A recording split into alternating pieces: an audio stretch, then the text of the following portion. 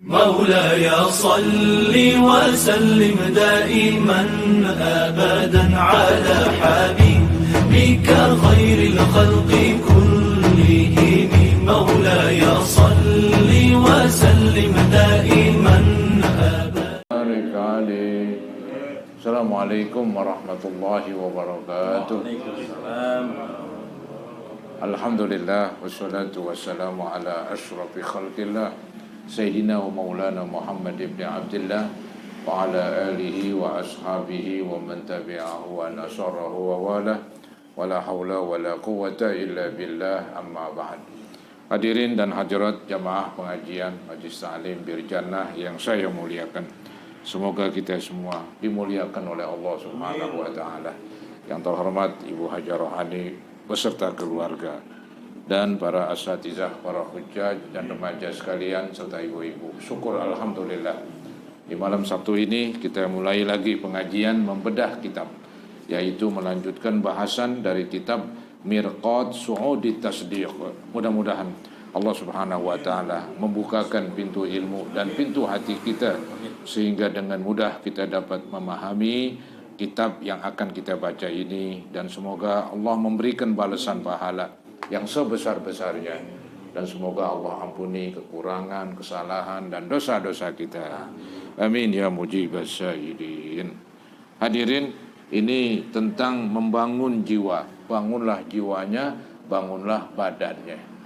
Membangun badan dengan hidup yang sehat, mulai makan yang bergizi, ada istirahatnya, kalau bisa ditambah dengan olahraga supaya membangun badan kita menjadi sehat. Nah, begitu juga kita pun disuruh membangun jiwa kita, rohani kita, yaitu roh kita, ya. Jangan sampai ini rohani kita, jiwa kita ini banyak penyakitnya. Mungkin kalau penyakit badan ya enggak begitu istilahnya berakibat dosa. Ya, enggak ada tuh nanti pertanyaan, kenapa kamu penyakit apa ini gula, kenapa kamu penyakit koreng misalnya, nggak ada tuh malaikat nanya begitu. Tapi kalau yang kenapa lu dengki, itu ada itu. Kenapa lu sirik, itu ada. Kenapa lu ria, itu ada. Kenapa lu sombong, ya ta'ajub dan sebagainya. Nah, itu penyakit-penyakit yang timbul di dalam hati. Maka tuh dalam agama Islam ini ada keseimbangan, membangun jiwa, membangun badan. Membangun badan tadi sudah diterangkan, membangun jiwa artinya mengisi rohani kita, pikiran kita, jiwa kita dengan sifat-sifat yang bagus. Kemudian kita buang sifat-sifat yang buruk, ya. Yang buruk-buruk kalau ada ya dibuang, kemudian ditaruhin yang bagus-bagus. Emang kata para ulama caranya ini ada cara juga ini, cara membangun jiwa. Caranya yang jelek-jelek dulu buangin. Ya, ibarat besi yang karatan, masih mau langsung dicat. Wah, ngelotok tuh. Jadi besi itu diamplas dulu, buangin karatannya. Nah, jiwa kita begitu, yang jelek-jelek buangin, baru dah kita isi yang bagus-bagus. Biar nempel lama itu yang bagus, ya. Kalau yang jelek masih ada, dikasih yang bagus, ntar yang bagus hilang. Nggak kuat ya. Begitulah membangun jiwa, membangun hati. Nih, wa min ma'asil qalbi, dan di antara dosa-dosa hati, ar-riya'u, yaitu riya. Ya, riya ini pengen dilihat oleh orang lain, pengen dipuji, pengen didengar, ya. Nah, itu termasuk macam-macam riya. Walaupun kalimat riya asal muasalnya dari kalimat ro'a, melihat. Jadi orang yang ingin dilihat kerjaannya itu namanya riya. Kemudian juga termasuk yang pengen didengar. Wah, si anu dermawan, wah si anu begini, wah si anu begitu. Jadi orang pada dengar tentang kebaikannya. Emang dipengen tuh biar orang pada dengar, biar namanya top, ya, biar namanya kesohor. Itu riya juga, ya. Jadi ada yang dilihat, pengen dilihat oleh orang, pengen didengar, itu semuanya riya, ya. Nih dikatakan wa min ma'asil qalbi, dan di antara dosa-dosa hati ar-riya'u, yaitu riya, bi'a'malil birri, riya terhadap perbuatan-perbuatan baik. Maksudnya kita sholat, kita sedekah, ini kan perbuatan baik. Dimasukin riya, itu yang jadi rusak. Kalau perbuatan itu bukan agama sih ya masih bodoh dah. Misalnya ada orang main bola, ya dia pengen top namanya, wah ditampilin yang bagus-bagus begitu, biar menonjol lah begitu ya. Itu sih main bola itu nggak ada di akhirat nanti, nggak ditanya itu. Ya. Jangan-jangan malah ditanya, kenapa lu nggak sembahyang gara-gara main bola? Nah itu ada tuh. Jadi orang main bola bersifat pengen kesohor namanya, pengen tenar. Ya itu sih urusan dunia lah. Ya nampaknya bukan urusan a'malil khair, itu perbuatan baik ya. Nah ini nih yang dimasukin riya, yang nggak boleh perbuatan baik. Dikatakan bi a'malil bir, ya bi kasril ba, ayil khair. Jadi a'malil khair, perbuatan yang baik. Wal fadl, perbuatan yang punya kelebihan dalam agama yang ada pahalanya. Ya, kalau yang sifatnya dunia-dunia itu mah nggak ada pahalanya. Lu mau riya, lu mau ikhlas, nggak ngaruh itu, nggak ngaruh. Ya. Wahwa ay ar-riya'u. Contohnya begini lagi nih, saya ingat.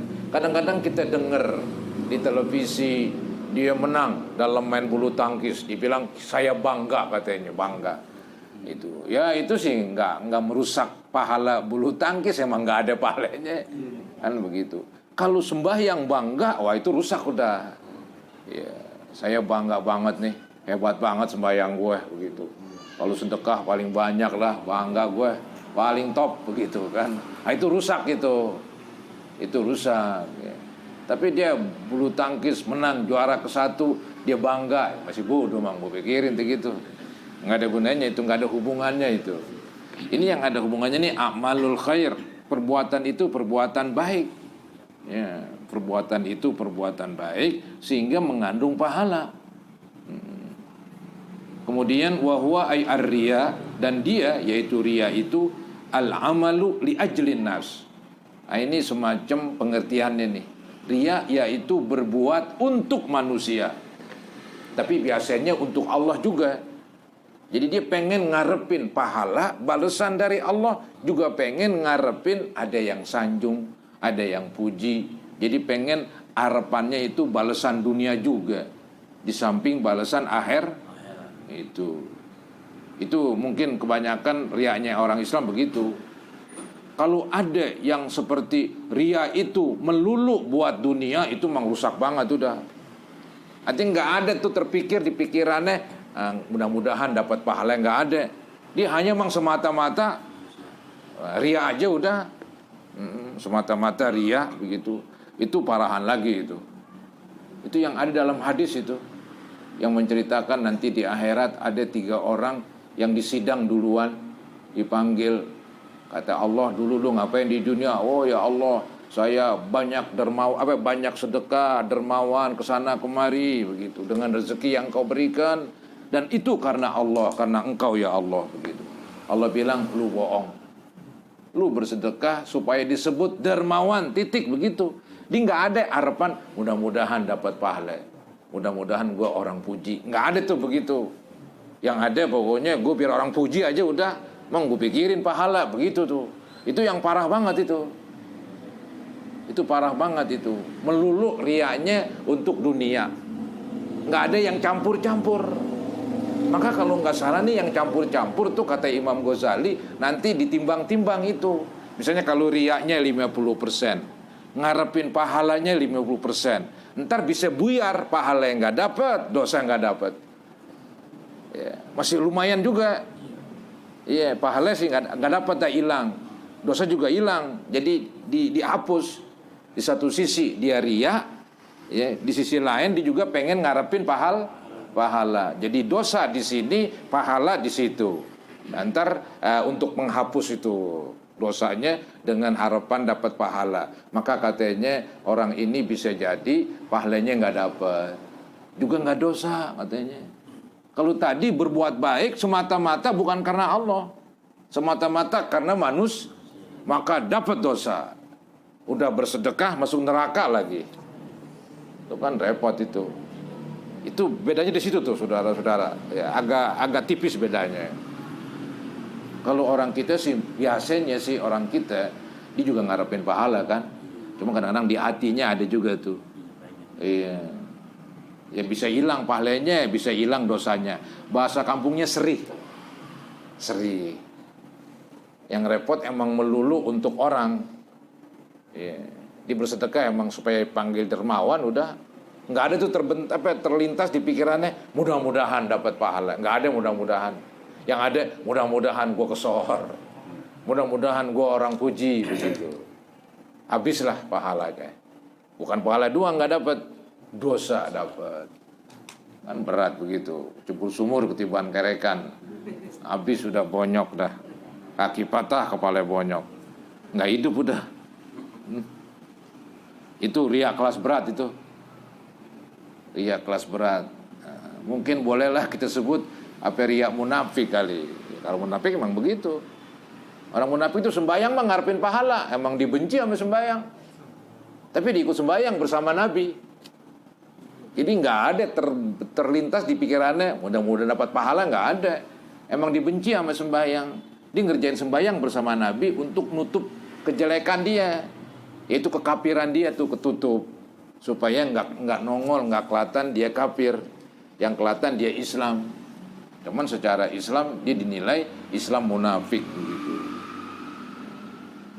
Baik, wa qad nahallahu ta'ala 'anir riya, dan sungguh Allah telah melarang dari perbuatan dari sifat riya, wa sammahu syirkan, dan dinamai syirik, artinya syirik kecil.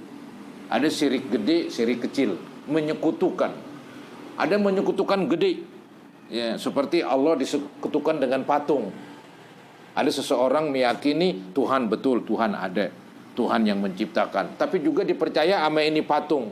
Patung memberi rezeki, atau batu cincin kali memberi rezeki. Ya, dipercaya sama Tuhan, Tuhan pemberi rezeki, Tuhan yang menghidupkan, Tuhan yang mematikan. Tapi juga percaya bahwa ini batu cincin memberi rezeki. Nah itu yang namanya syirkun, ya, yaitu menyekutukan Allah. Ada menyekutukan tujuan, bukan menyekutukan Allah. Menyekutukan tujuan di dalam beribadah. Kan semestinya kan tujuan beribadah karena karena manusia. Di dalam masalah keyakinannya cakep. Dia hanya menyembah kepada Allah. Dan dia Islamnya nggak belang-belang. Cuman tadi itu kadang-kadang dia itu ketika berbuat baik, ada tuh di hatinya ngarepin dari orang, biar orang pujilah, ya. Nah ini juga namanya syirik, menyekutukan. Cuman menyekutukan dalam tujuan beribadah. Kalau tadi dia menyekutukan Allahnya, wasammahu syirkan, dan dinamai menyekutukan Allah syirik kecil. Ya. Fi qaulihi ta'ala, di dalam firman-Nya nih ada, faman kana yarju liqa'a rabbih falyamal amalan sholihan wala yusyrik bi ibadati rabbih ahada. Ini kalimat wala yusyrik ini bi ibadati rabbih ahada itu yang menunjukkan syirik kecil.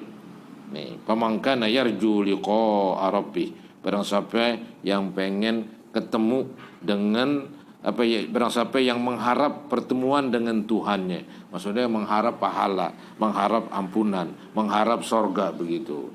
Maka Allah suruh dua. Pertama, fal ya'mal amalan sholihan, hendaklah dia berbuat perbuatan yang baik. Satu. Kemudian dalam perbuatan baik itu jangan sekutukan Allah, jangan ada sifat riya begitu. Tuh, wala yusyrik bi ibadati rabbih ahada, dan janganlah ia menyekutukan di dalam ibadah kepada Tuhannya. Jadi itu dia dalam ibadah itu dia menyekutukan, ada ibadah karena Allah, ada ibadah karena manusia. Nah ini jadi ada dua karena ini. Nah itu yang nggak boleh itu. Itu rusaklah pahalanya. Ya, rusak pahalanya. Fusiral syirku, ya, ditafsirkan kalimat syirik Huna di sini birriya. Ditafsirkan kalimat asyirk itu wala yusyrik diartiin arya begitu. Riya jadinya. Jadi wala yusyrik, janganlah kamu riya bi ibadati rabbih, di dalam beribadah kepada Tuhannya, ahada, dengan seseorang. Jangan udah karena Allah tapi karena siapa nih? Jangan. Wa fassara Ramli ar-rajahuna bil khawf. Imam Romli mentafsirkan kalimat roja, pamangkana yarju. Ada roja yarju, mengharap.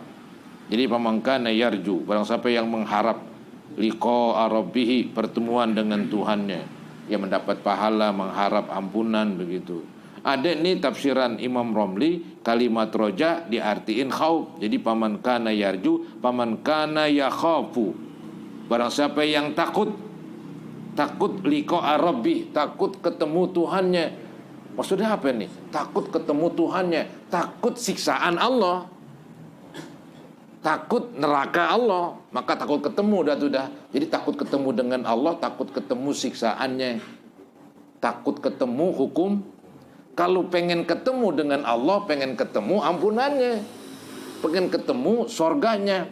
Jadi Allah ini istilahnya di satu sisi orang takutin. Kenapa? Takut dimasukin neraka, takut disik.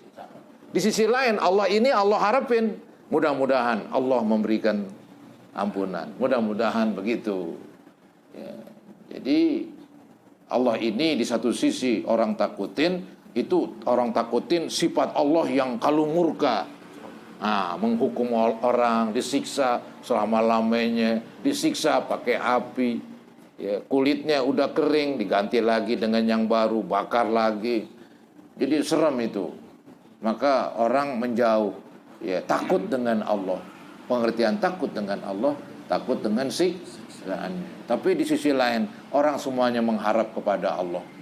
Ya, yarju diartiin mengharap, mudah-mudahan ketemu dengan Allah, dengan ampunannya, dengan ya rahmatnya, dengan sorganya. Begitu. Jadi begitu kata Imam Romli. Wa fassara Romli birraja wa fassara Romli ar-raja'a huna bil khauf. Wa yahbitu ay ar-riya'u wa yuhbitu ay ar-riya'u thawabaha ay a'malal bir. A'malil bir ya. Saya ulangin lagi, wa yuhbitu, dan menggugurkan, menghilangkan ya. Menghilangkan ar-riya'u oleh riya itu. Riya itu menghilangkan, menggugurkan ya, sawabaha, pahalanya pahala perbuatan baik. Ya, sawabaha ay a'malil birri. Jadi sawaba a'malil birri. Jadi wayuh itu ar-riya'u, dan riya itu membinasakan sawabaha, pahalanya. Maksudnya pahala dari perbuatan baik. Dicontohin lagi nih, kalau ujbi, seperti ujub. Ujub juga menghilangkan pahala. Ujub dengan apa? Bi taatillah. Kalau ujbi bidomil muhmalah. Oh, begitu. Ay at-ta'ajub. Ta'ajub dia, bahasa kampungnya bangga. Wah, hebat banget udah. Kan begitu bangga banget ya dengan dirinya. Tanpa melibatkan Allah. Dia melihat dirinya aja udah, bukan dia melihat ini kan Allah yang kasih. Kalau Allah nggak kasih ya nggak ada apa-apanya gue, kan begitu. Nah itu nggak bangga itu. Iya. Jadi boleh jadi orang beritahu ini punya saya, itu punya saya, cuman Allah yang ngasih. Gue cuman diberi, gue ada apanya. Itu nggak bangga, nggak sombong, nggak bangga. Karena masih menyandarkan apa yang dimilikin dari. Yang repot Allah itu hilang, udah nih punya gua ini gini. Tuhan gak disebutin, udah sonoan. Ya, jadi itu dia semacam mengakuin bangga apa yang dimiliki tanpa mengatakan itu pemberian dari Allah. Nah itu yang namanya ujub. Itu penyakit kedua. Jadi riya itu sama dengan ujub. Samanya dalam segi merusak pahala. Ya, riya merusak pahala, juga ujub merusak pahala. Nah tadi dikatakan yang diujubin, yang dia bangga tuh bangga dalam segi apa? Bita'atillah, bangga dalam taat. Kalau dia bangga menang bulu tangkis, bangga menang main bola, itu sih mah gak ada gunanya. Lu bangga, lu ikhlas juga, gue ikhlas banget nih main bulu tangkis, semprul aja udah. Apa gunanya ikhlas main bulu tangkis? Tuhan gak nilai. Tuhan gak nilai. Jadi ikhlas main dunia ini nggak bisa, nggak ada gunanya. Jadi itu sering kita dengar begitu, dia bangga menang, dia bangga karena nggak pernah kalah begitu dalam aduan. Kalau membela negara, Itu lain itu. dia kan olahraga. Itu sih hanya omongan sekarang aja. Orang yang menang olahraga pahlawan, itu sih girangin dia aja. Padahal nggak ada apa-apanya. Iya, cuma ntar kalau menang bendera Indonesia naik ke atas, dinyanyiin, apa gunanya? Iya, nggak ada kelebihannya, hanya gambaran-gambaran aja. Itu omongan doang dia membela negara. Apa yang dibela? Emang negara ini dibela dengan hanya olahraga? Olahraga itu nggak ada semacam kayak berjuang melawan penjajah begitu. Mana ada? Jadi kesimpulannya olahraga itu ya sifatnya olahraga dunia, sah-sah aja lah selama nggak melanggar peraturan. Kalau melanggar malah dosa. Gara-gara olahraga nggak sembahyang, dosa itu. Untuk dapat pahala, gue olahraga ikhlas ya nggak ada gunanya itu. Nih yang disuruh ikhlas tuh to'ah ya. Iya. Kalau ujbi itu bidomil muhmalah ayat ta'ajub bi ta'atillah. Jadi kalau riya menghancurkan pahala seperti ujub alias bangga terhadap taat kepada Allah.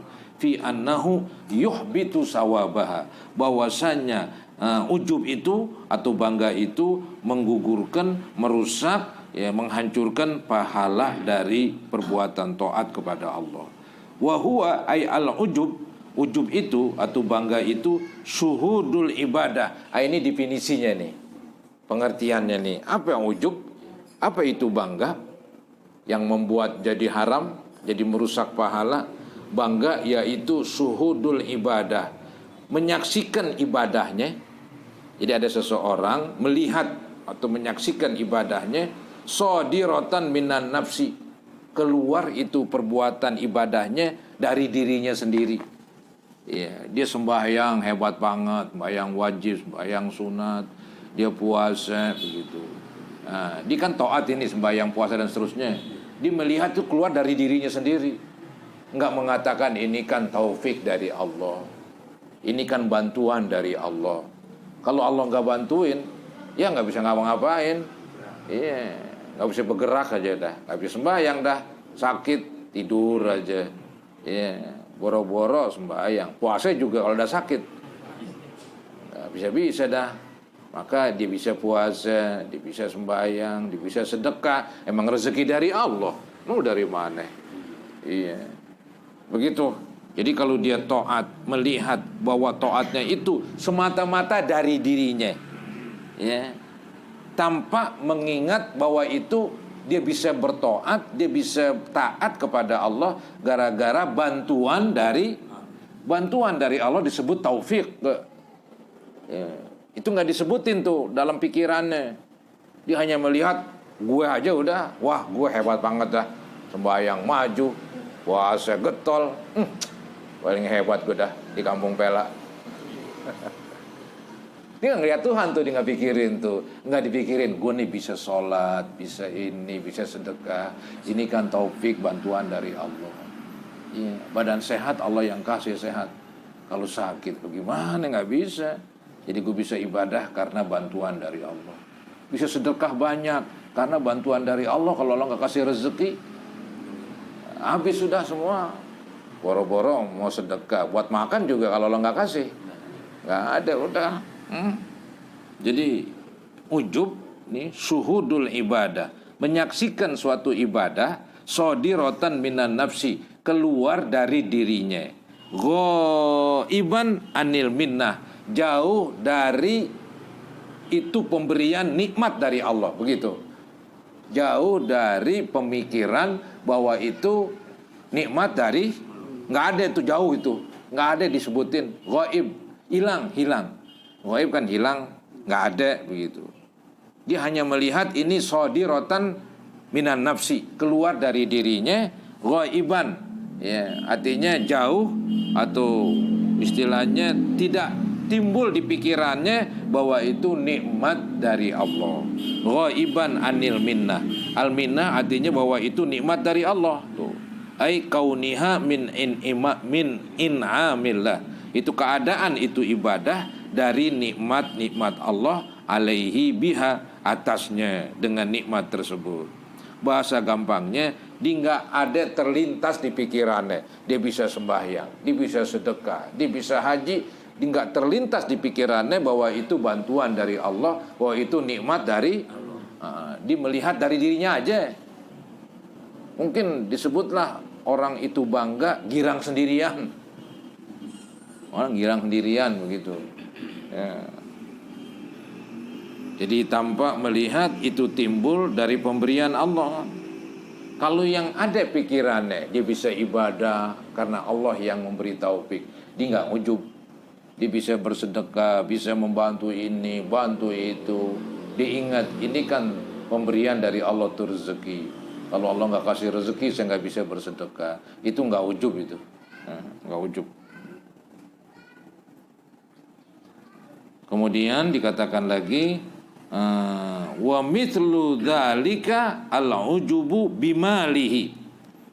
Itu terlalu renggang itu bima dengan lihi. Maksudnya dempetin itu. Bisa jadi orang baca bimalahu. Bimalahu. Enggak pas itu bimalahu. Sambung jadi. Sambung deketin. Bukan disambung, enggak, tetap panjang bimalihi. Cuman jangan terlalu jauh jaraknya antara alif dengan lam. Karena di satu kata, malun, asalnya malun apa ya? Malun harta, bimalihi gitu. Jadi wa mislu dzalika al-ujub, dan seperti itu juga tadi kan riya. Riya disamain dengan ujub. Nah, termasuk tadi kan ujub bahwa segala nikmat itu dia hanya melihat timbul dari dirinya, bukan timbul dari Allah begitu. Nah, termasuk ujub dengan hartanya. Ya, wa mislu dzalika al-ujub bimalihi. Di paling, waduh hebat banget harta gue dah, ini punya gue, punya gue. 7 turunan nggak habis nih, 7 turunan, sama 7 tanjatan sekalian nggak habis juga. Ya. Dia nggak ngelihat tuh dah, dia nggak ngelihat ini pemberian Allah, begitu. Yang begini bikin sombong jadinya orang. Maka tuh ujub ame sombong tuh saudaranya, cuman beda yang ini kecilan, yang itu gedean, adek abang itu.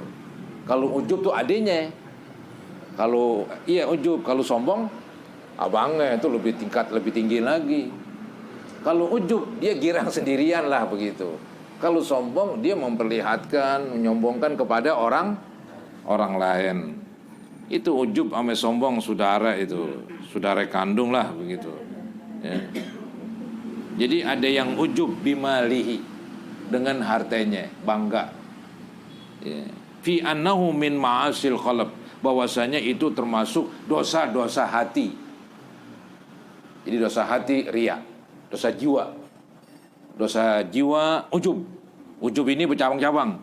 Ujub di dalam ibadah, ujub di dalam harta. Kalau ibadah tadi dia merasa gue hebat banget nih, bukan dari Allah yang bantuin.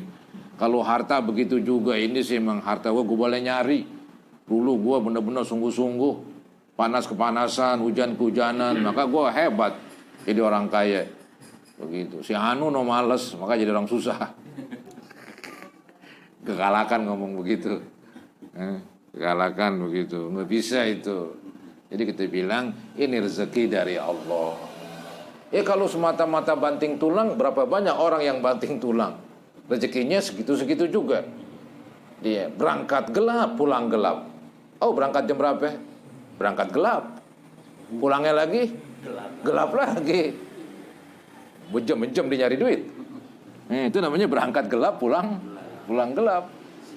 Iya, bukan main dah. Nah, itu menunjukkan bahwa rezeki bukan semata-mata usaha. Kalau semata-mata usaha, setiap orang yang usaha secara akal pasti dapat. Malah kebalikan, kadang-kadang yang nggak usaha dapat warisan kali. Bukan main itu. Jadi ujub dengan hartanya bimali. Jadi nggak boleh ujub dengan ibadah, nggak boleh ujub dengan harta kita, nggak boleh ujub nih lagi nih, au binafsihi dengan dirinya. Di ngacek, wah gue paling ganteng udah. Lagi perempuan gue paling cakep udah, yang lain apa ya? Ujub dengan dirinya, dengan ketampanannya, dengan rusak itu. Ntar lu tua juga dah. Iya, keriput apa udah. Berat udah, apalagi stroke habis sudah ceritanya. Mau dibilang apa? Apaan yang mau dibanggain?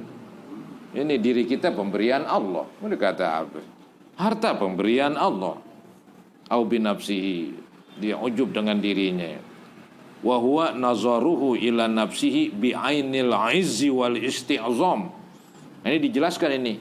Apa itu ujub terhadap dirinya? Yaitu dia memandangnya.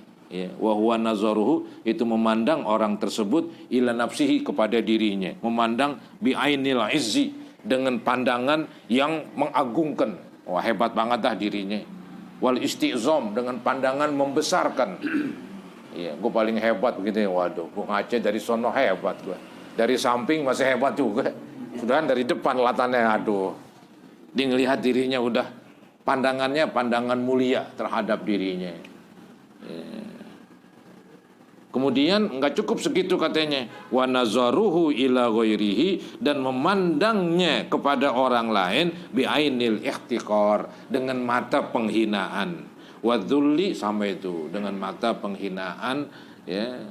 Kalau memandang sama orang, dia memandangnya dengan hina. Memandang sama dirinya, waduh, gua paling hebat udah, paling top begitu ya. Nah, itu yang namanya ujub terhadap diri. Jadi kalau gitu ujub bisa dari sebab ibadah dia, lantaran dia melupakan bahwa itu dia bisa ibadah karena nikmat dari Allah. Ujub karena hartanya, gara-gara dia melupakan itu harta pemberian Allah. Juga ujub terhadap dirinya. Ya, dia melihat dirinya paling wah, melihat hebat, melihat orang lain hina. Tuh, itu cerita membangun jiwa, dibuangin yang jelek-jelek, dibuangin riya, dibuangin ujub. Dua itu. Nanti terusannya yang akan datang.